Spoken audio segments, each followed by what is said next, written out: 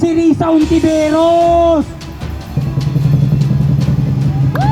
Nung tinanong si Risa Ontiveros, saan nakuha yung mga ebidensya laban sa Chief of Justice na si Corona?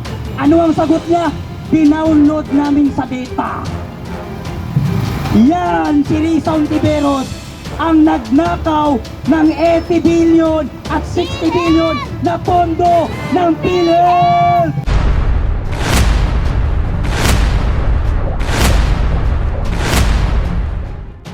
Ay walang hustisya sa mamamayang Pilipino na malugod at matapang na sumusuporta sa ating Panginoon.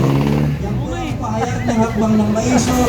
Sasabayan ko na rin ang pagkakataong ito upang pasalamatan ang lahat ng sumusuporta, nakikisa sa pagbibigay hustisya kay Tatay Digong, pagbibigay proteksyon kay Tatay Digong. Ganon din ang sinasabi ng mga kasama natin, bigyan natin proteksyon ang kasalukuyang Supreme Court Justice. Ngayong umaga ay maraming tayong kasama na magsasalita pa. Maraming salamat. Maraming salamat, Kamaki.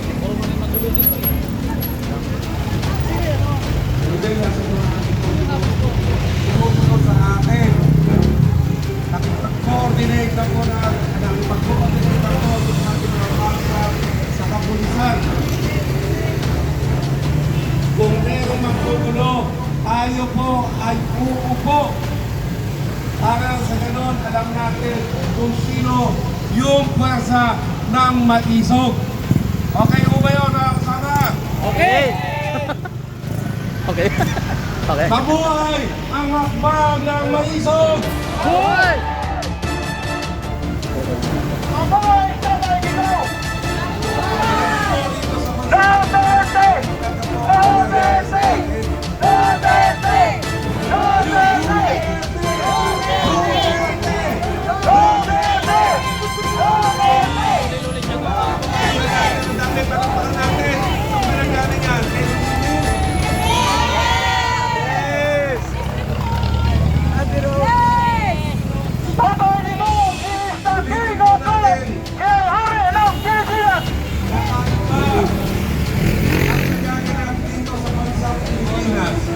Only in the Philippines.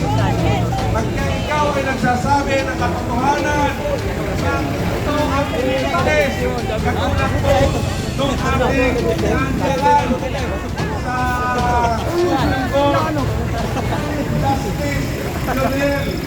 Nagsasabi, yung pinasa nilang GAA ng 2024, pero bakit ngayon? Ay merong lalabas na pangalan na i-impeach si Justice Leonel. Papayag ba tayo, mga kasama? Ang mundo. Ganon nagkakagulo ngayon ang mga kanyan. Kumbaga pag video ng ganyan. Yung matagal natin na dapat nasa iba. Pero parang ano, pag ginanyan ko nandiyan pa yung video ko. Hindi raw siya mabayad. Tutok mo. Ayan, 7,000 po. Maraming salamat. Ilang maleta ang binitbit sa'yo ng mga marine? Dami. Ilang maleta ba? Dami. Ang dinala ng mga marino Dami daw talaga. na nagsasabi kayo ay makinabang. Ngayon bigla kang magpapagwapo. Hindi ka gwapo sa taong bayan. Salot ka sa lipunan ng bansang Pilipinas. Hindi mo hawak ang bansang Pilipinas. Kaya huwag kang magpapagwapo dyan sa social media. Dahil ikaw ay kinasubok naman ng mamayang Pilipino sa agawan mo, kapabuyan mo dito sa nagaganap ngayon dito sa bansang Pilipinas. Katulad niyan, isa ka sa promotor kung papaano nyo pinakidnap ang dating presidente ng Pilipinas. Walang kaso dito sa Pilipinas. nyo kinaso, doon nyo kinasuhan yung dating presidente na hindi na miyembro, hindi nakasapi ang bansang Pilipinas dahil sa ICC na yan. Pero bakit? Diba ang sabi ng mga Marine, nagpalit sila ng milyon-milyon dollar na ipinadala dyan sa representative ng ICC. Ang ICC ba ay may kredibilidad para husgahan ang dating presidente ng Pilipinas? Di ba wala?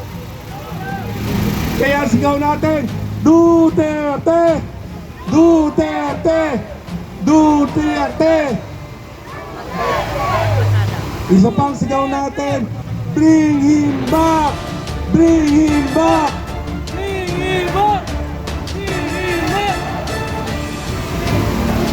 Yan po ang sigaw namin. Galang-galang na Korte Suprema. Ilabas na po natin yung petition for habeas corpus.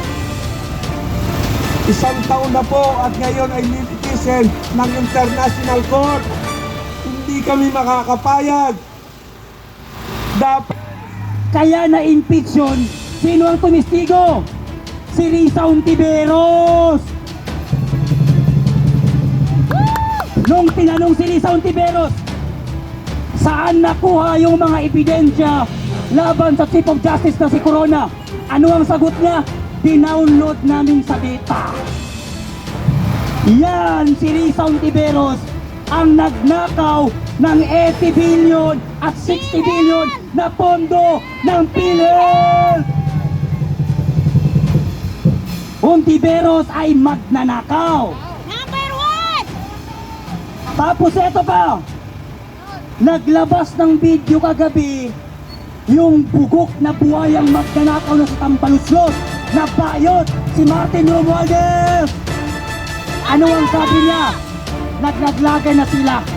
Wala daw siyang kinalaman sa pagnanakaw.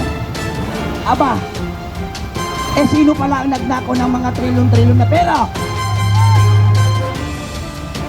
Pag si Marcos nagnakaw, kasabot niya pinsan niya si Martin. Papayag ba tayo? Hindi! Papayag ba tayo? Hindi! Papayag ba tayo?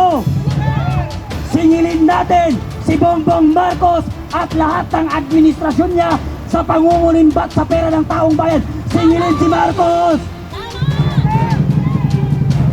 Titigil ba tayo? Hindi! Titigil ba tayo? Walang titigil sa mamamayang Pilipino, Bongbong Marcos, hanggat nakikita ka namin dyan sa Malacanang. Sisilingin ka namin, sisingilin ka namin, at pag nagkataon na nagpalit ng administrasyon, lahat ng sangkot sa korupsyon, babalatan natin. Alam niyo kung anong gagawin natin? Alam niyo ba? Huwag natin silang ilalagay sa silya elektrika. Ang gagawin natin, bawat isang Pilipino bumili ng isang blade. Kada isang congressman, isang ahit ng blade. Pagkatapos natin silang guhitan ng blade, kumuha tayo ng gram na puno ng alcohol. Doon natin sila ilagay. Ingat po po lagi. Pagkatapos, balatan natin ang isa-isa. Pagkatapos, buhusan ng kalamansi. Ingat ka po, Ma'am Lisa. Salamat. Saka natin pagulungin sa... Saan natin pagugulungin? Saan? Sa siling. Kaya lahat ng sangkot sa korupsyon, sisingilin natin sa 2028 at lahat ng buboto sa impeachment ni Sara, sisiguraduhin natin zero sila sa 2028. Kaya ba natin? Kaya ba natin? Kayang-kaya natin mga kababayan.